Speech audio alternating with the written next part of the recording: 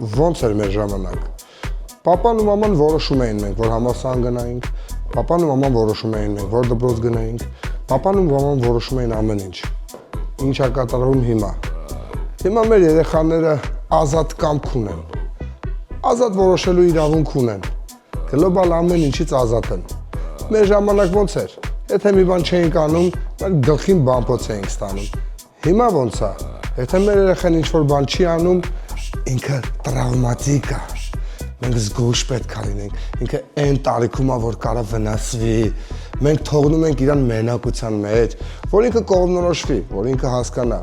Իսկ մեր ժամանակ մեզ լացելու համար էին ծեծում, որովհետև ասում էին ամոթ է, որ տղեն լացում է։ Իսկ հիմա ինչ է կատարվում։ Մեր տղեն պետք է ազատ լինի իր էմոցիաների մեջ։ Ազատություն տա իր էմոցիաների մեջ։ Հիշենք, որ ինքը ազատ կամք է։ Ինքը կարող որոշի ինչ դառնա, ուր գնա,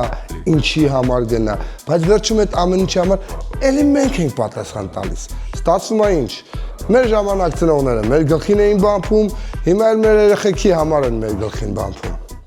Դա նորմալ չի։ Էս ինչ հիմար բաների մասը խոսում գնա նորմալ բաներ սովորի։